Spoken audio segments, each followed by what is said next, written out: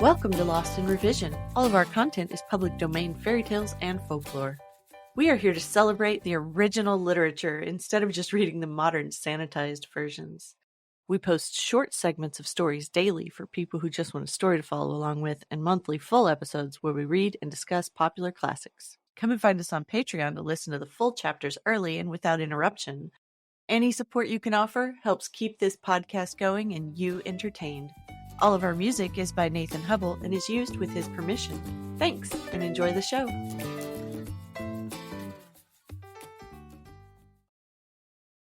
Chapter 11. The Hound in the Red Jersey.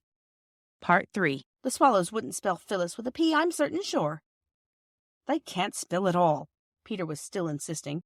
Then why do you see them always on Christmas cards and valentines with letters round their necks? How would they know where to go if they couldn't read? That's only in pictures. You never saw one really with letters round its neck. Well, I have a pigeon, then. At least Daddy told me they did, only it was under their wings and not round their necks. But it comes to the same thing, and I say, interrupted Bobby, there's to be a paper chase tomorrow. Who? Peter asked. Grammar school. Perks thinks the hare will go along by the line at first. We might get along the cutting. You could see a long way from there. The paper chase was found to be a more amusing subject of conversation than the reading powers of swallows. Bobby had hoped it might be, and next morning Mother let them take their lunch and go out for the day to see the paper chase. If we go to the cutting, said Peter, we shall see the workmen, even if we miss the paper chase. Of course, it had taken some time to get the line clear from the rocks and earth and trees that had fallen on it when the great landslip happened. That was the occasion, you will remember, when the three children saved the train from being wrecked by waving 6 little red flannel petticoat flags.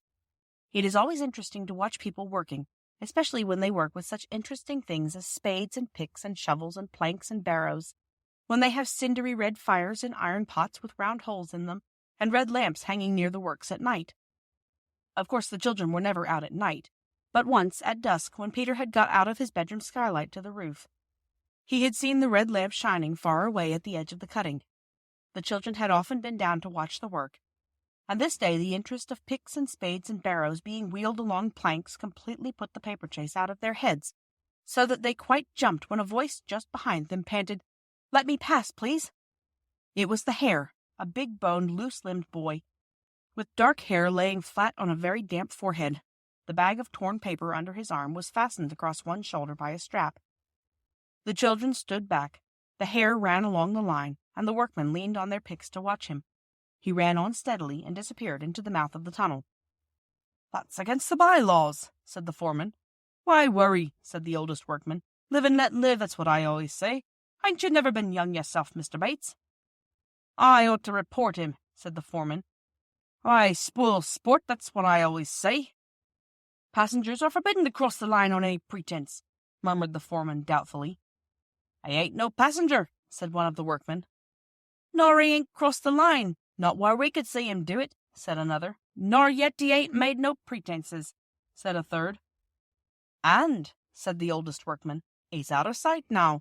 What the eye don't see, the art needn't take no notice of's what I always say." And now, following the track of the little hare by the little white blots of scattered paper, came the hounds. There were 30 of them, and they all came down the steep ladder-like steps by 1s and 2s, 3s and 6s and 7s. Bobby and Phyllis and Peter counted them as they passed. The foremost ones hesitated a moment at the foot of the ladder. Then their eyes caught the gleam of scattered whiteness along the line, and they turned towards the tunnel, by 1s and 2s and 3s and 6s and 7s, disappeared in the dark mouth of it. The last one, in a red jersey, seemed to be extinguished by the darkness like a candle that is blown out. "They don't know what they're in for," said the foreman. "It isn't so easy running in the dark. Tunnel takes 2 or 3 turns." "They'll take a long time to get through, you think?" Peter asked. "An hour or more, I shouldn't wonder." "Then let's cut across the top and see them come out the other end," said Peter.